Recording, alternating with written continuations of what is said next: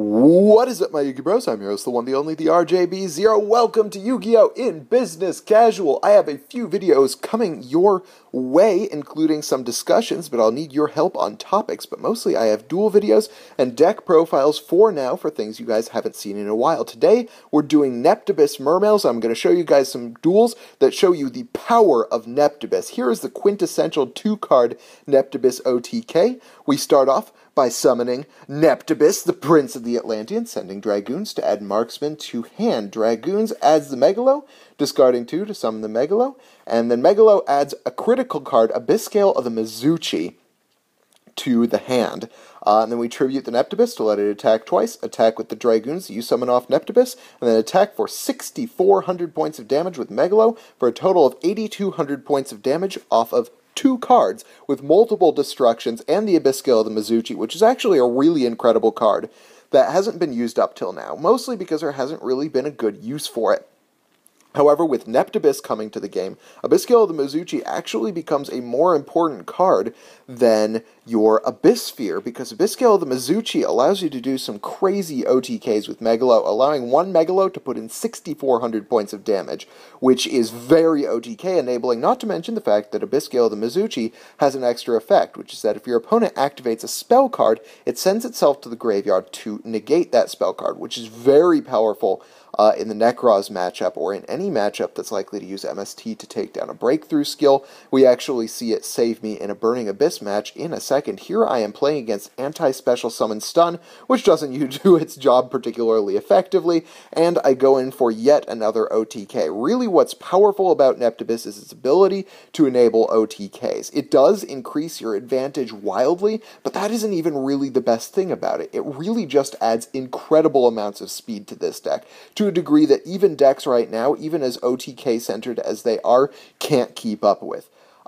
As we see with the Burning Abyss matchup in a second. Here I'm playing against the Teller Knights, who open with 5 back row. Now, this is a great demonstration of one of the Hoban theories I really agree with, which is that monsters will always beat back row. As long as your monsters can keep producing advantage and can keep pushing through back row, they will always beat your opponent's back row. No matter how good your opponent's back row is, the monsters will always beat it. Unless, of course, it's like ridiculous floodgates like Macrocosmos, D-Fissure, Vanity's Emptiness. I mean, Vanity's Emptiness is fairly easy to get through.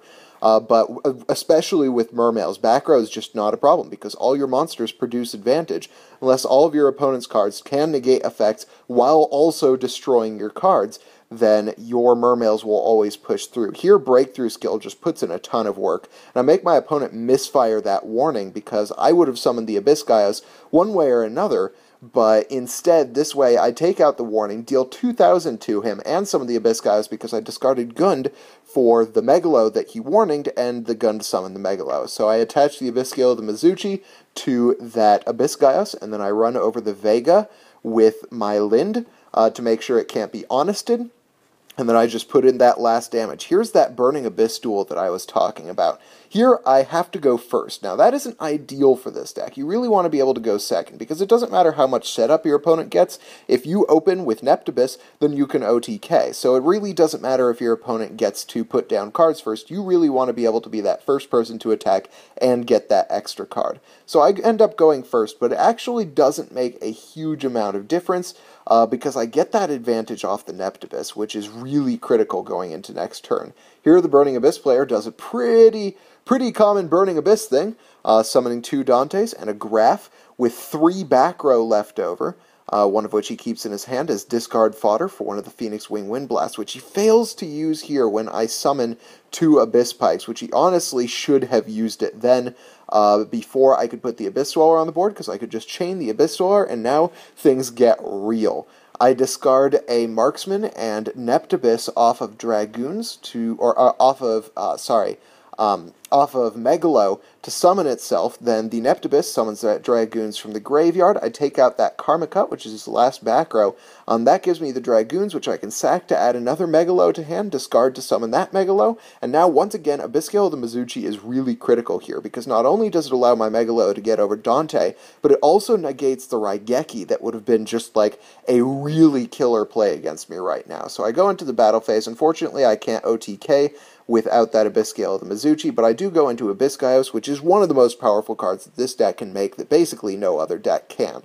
Now here I make a critical misplay because I could have done game's worth of damage here, but I misplayed with that Abyss Sphere. I was supposed to summon an Abyss Spike, but I forgot that I couldn't attack with Abyss while Abyss is on the board. Once again, could have dealt game's worth of damage, but my opponent ends up scooping anyway. I want to finish off with a really hilarious duel. I thought I had this game in the bag. I ended up just with an amazing amount of advantage in my turn 1.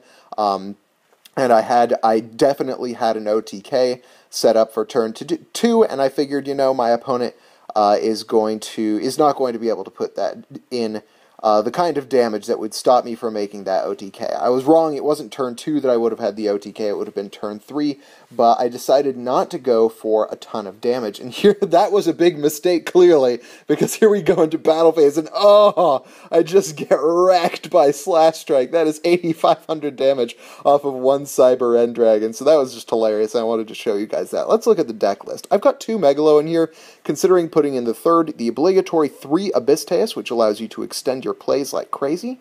3 Abyss Pike, fairly staple, searches out all of your 3s, including the 2 Linds that I'm running. I'm not running 3 Lind because Lind is slow. Now that I have Neptabyss, I've got more than enough tutoring ability in this deck. And Lind, you have to destroy it in order to get anything, and I'd just rather have more options to go into Neptabyss. Of course, I have to run the 3 Gund. This is one of the big playmakers of the deck. Then we have the Atlanteans. Of course, 1 Dragoons, 3 Marksmen, 2 Infantry, and the Prince himself, Atlantean Neptabyss. This card is just so incredible. I can't even describe to you how amazing this card is. I mean, I just demonstrated it in the last few games.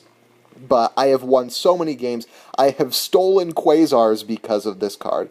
I have put down 14,000 points of damage in one turn because of Neptabyss. It's just really incredible. And then Tidal and Moanglosia, fairly obligatory cards for this deck. Moanglosia is really easy to make with Neptabyss in the game, especially since you have Diva. Diva actually allows for a 1-card or a turn 1 Moanglosia, which is really powerful. And the Diva, of course, can summon your Neptabyss. I've got some fairly staple spell cards in here.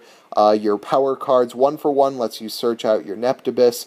And then, of course, the ever-important Abyssgale, the Mizuchi, which enables so many OTKs in this deck and is really powerful in the matchups this format. I've got 2 Abyss Sphere, don't need 3, it's slow. 2 Breakthrough Skill, which is really important against Darklaw and against the Neckloth matchup. Then I go into the extra deck. The extra deck is fairly self-explanatory. Mostly the synchros are so I can do shenanigans with Diva, and that allows me to do that 1-turn Moanglosia, and the rest of them are really self-explanatory. Really, those 7s are your most powerful thing. You go into them the most with Abyss and Big Eye, which both put in just a ton of work for this deck, and the rest of it is a little bit up to kind of the meta that you expect to be facing. So that's the deck. I hope you guys like it. If you did, hit that thumbs up button. If you didn't, let me know why in the comment section below. And yes, I do have more videos coming. I cannot guarantee that I am back permanently, but I do have a little bit of a hiatus from school, so I'm going to take this opportunity to make some videos. Thank you guys for watching. I am your host, the one, the only, the RJB0, and I got a jet. See you guys.